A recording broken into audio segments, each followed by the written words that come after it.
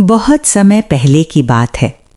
उड़ीसा की पवित्र धरती पर स्थित पुरी धाम, जहां हर हवा में भक्ति बसी होती है, जहां हर सांस में जय जगन्नाथ गूंजता है।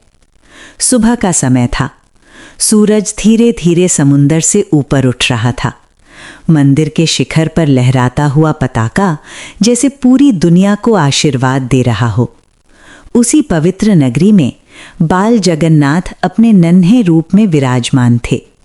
उनका चेहरा बिल्कुल बच्चों जैसा था, पर आंखों में गहरा ज्ञान छुपा था।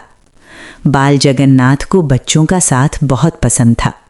कभी वो मंदिर के आंगन में खेलते, कभी फूल तोड़ते, कभी छोटे भक्तों के साथ हंसते थे। लेकिन उस दिन बाल जगन्नाथ का मन कुछ अलग था। उनका मन जंगल की ओर जाने को कर रहा था। पुरी धाम के बाहर एक घना और शांत जंगल था। उस जंगल के बारे में लोग कहते थे, वहां मत जाना, वहां नाग रहता है। लोग नाग से डरते थे। उसका नाम सुनते ही बच्चे चुप हो जाते, बड़े लोग भी उस रास्ते से बचकर चलते। पर सच्चाई कुछ और थी। उस जंगल के बीच एक पुराना बरगद का पेड़ था। उसी पेड़ के नीचे नाग देवता का निवास था। नाग देवता बहुत शक्तिशाली थे, पर उतने ही दयालु और शांत भी। उन्होंने कभी किसी को नुकसान नहीं पहुंचाया था, पर दुनिया ने उन्हें समझा ही नहीं। नाग देवता रोज रात को आकाश की तरफ देखकर सोचते, क्या मैं इतना ही डरावना हूं? क्या भगवान मुझे भी अपना मानते हैं?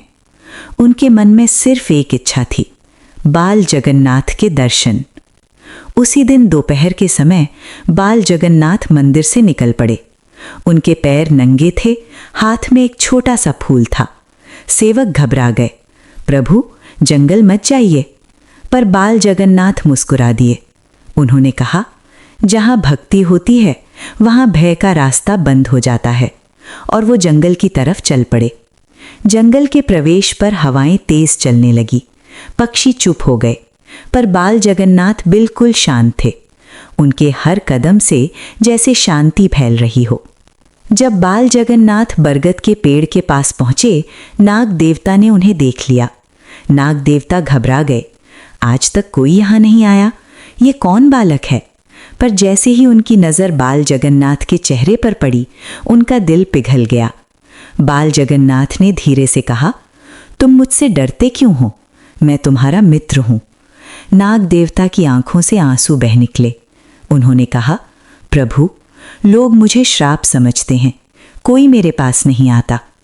बाल जगन्नाथ उनके पास बैठे, बिल्कुल एक दोस्त की तरह। बाल जगन्नाथ बोले, जो रूप भक्ति से भरा हो वो कभी भयानक नहीं होता। ये सुनते ही नाग देवता ने अपना सिर झुका दिया। उस दिन से बाल जगन्नाथ रोज जंगल आने लगे। कभी फूल लाते, कभी फल, कभी बस बैठकर बातें करते। नाग देवता पहली बार अपने जीवन में अकेला नहीं महसूस कर रहे थे। उन्होंने कहा, प्रभु आप मेरे पहले दोस्त हैं। बाल जगन्नाथ हंस दिए।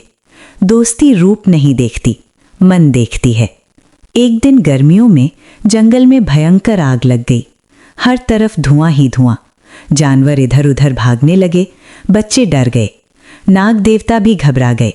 पर तब उन्हें बाल जगन्नाथ याद आए। बाल जगन्नाथ जंगल में प्रकट हुए। उन्होंने कहा, मित्रता परीक्षा मांगती है। नाग देवता ने अपना फण फैलाया और सब जानवरों को अपने चारों ओर सुरक्षा दी। आग धीरे धीरे बुझ गई। जंगल बच गया। गांव वाले देखकर हैरान रह गए। जो नाग कभी डर का कारण था, आज रक्षक बन चुका था। लोगों ने पहली बार नाग देवता को नमस्कार किया। बाल जगन्नाथ बोले, डर ज्ञान की कमी से पैदा होता है और भक्ति ज्ञान देती है।